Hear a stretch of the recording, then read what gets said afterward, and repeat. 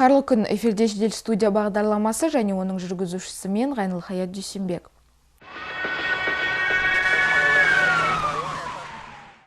Өтуге тыйым салынған жерде әже қайтыс болды.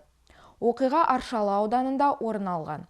Тәртіп сақшылары Volkswagen Passat маркалы автокөліктің 20 жастағы жүргізушісі жолдан рұқсат етілмеген жерде өтіп бара жатқан 82 жастағы қарт әйелді қағып кеткенін анықтады.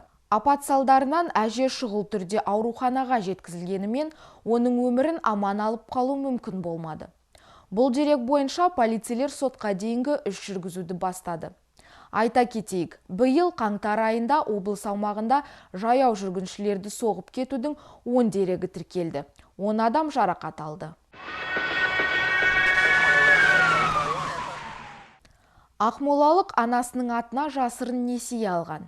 Есіл ауданында полицейлер жергілікті тұрғынның өтініші бойынша тергеу аяқтады. Жәбірленушінің атына 500 мың теңге көлемінде несие рәсімделген. Әйел ақша қаражатын рәсімдеу және алу үшін ешқандай әрекет жасамағанын айтқан. Бірақ біраз уақыттан бері бөтен несиені төлеуге мәжбүр болды. Тергеу барысында несие алған адам бөтен емес, өзінің ұлы болып шықты. Ол материалдық қиындықтарға тап болып, анасының мобильді қосымшасын пайдаланып, несиені рәсімдеген. Ер адам ақшаны шешу кезінде де өтініш берушіні алдап соққан. Оның биометриялық деректерін пайдаланған кезде ол әріптестерінің ақшасын алып жатырмын деп өтірік айтқан. Қажетті тергеу рәсімдерінен кейін дәлелдер жинақталып, ақмолалық өз кінәсін мойындады. Қазіргі уақытта қылмыстық істі тергеу тоқтатылды.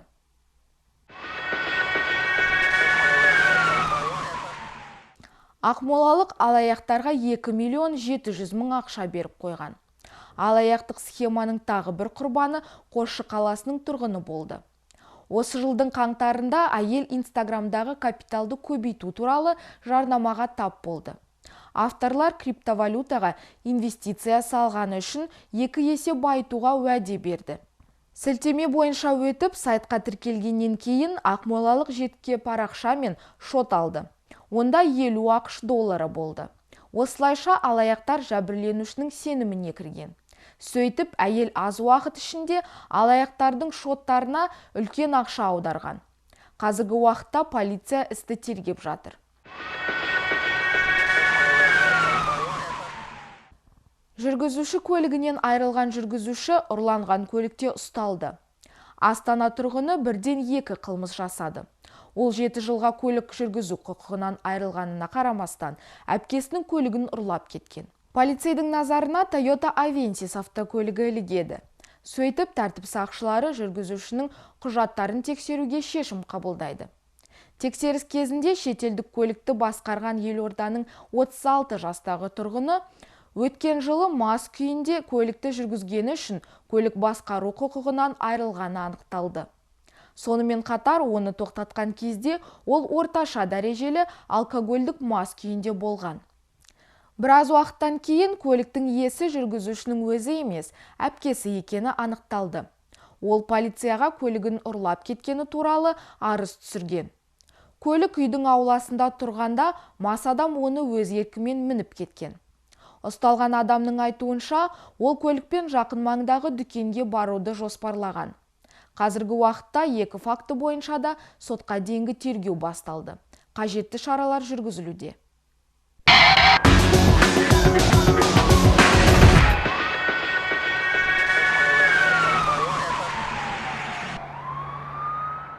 Полиция қызметкерлері мен арнайы жедел әрекет ету отрядының инспекторлары көкшетаулықтарды өрттен құтқарды. Оқиға Сұңқар 6 үйіндегі пәтерлердің бірінде орын алған. Баспана иелері 65 жастағы әйел мен оның баласы ажал аузынан аман қалды. Құтқарушылар сол күні күнделікті кезекшілерін бастамағанын айтады. Дегенмен үйлердің бірінен өрт шыққан хабарламаны естіген олар дереу оқиға орнына барды. Қызыл жалын бас көтерген пәтердің есігі құлыптаулы, ал ішінде адамдар болған. Біз осы үйдің тұрғындарымен сөйлесіп, пәтерде адамдар барын түсіндірдік. Кейін дереу пәтерге кіріп, адамдарды шығару туралы шешім қабылдадық. Бізбен 2 арнайы жедел әрекет ету отрядының қызметкерлері болды. Біреуі баспалдақпен көтерілсе, екіншісі терезе арқылы кірді.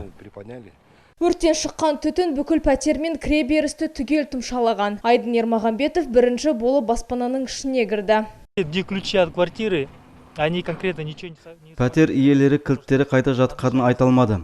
Кейін әріптесім Асылхан Нұртай терезе арқылы кіріп, олармен бірге кілтті іздей бастады. 3 минуттан соң тауып, құтқарушыларды кіргіздік. 4 адам өрт сөндірдік. Зардап шеккендерді эвакуациялау бастады. Бұл менің кәсіби міндетім. Менің ойымша әрбір адам осылай істейтін еді. Когда я зашел через законный проем, Мен терезеден пәтерге кіргенде қатты түтін болды. Ал заттардың жанып кеткені кейінірек белгілі болды. Қатты түтіннің ішінен зардап шеккендерді іздедік. Кілттерді таптық. Кейін зардап шеккендерді эвакуациялап, өртті сөндірдік.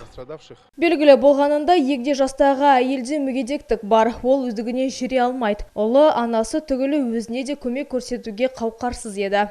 главное, спасли жизни людей. Ең бастысы адамдардың өмірін сақтап қалдық. Жедел жәрдем қызметкерлері оларды толығымен тексеріп, бәрі жақсы екеніне көз жеткізді. Сондай-ақ біз өрттің толығымен сөндіргеніне және осы бөлмеден барлық адамдардың шыққанына көз жеткіздік. Қазіргі уақытта егде жастағы әйелге ештеңе қауіп төндірмейді. Ерік Нұрмағанбетов, Шоқан Сапарбек, Айдын Ермағанбетов пен Асылхан Нұртай ерлік жасады. Адамдардың өмірін сақтап қалды. Өте қарапайым жігіттер. Олар біз тек қызметтік борышымызды өтедік деп қысқа ғана қайырды.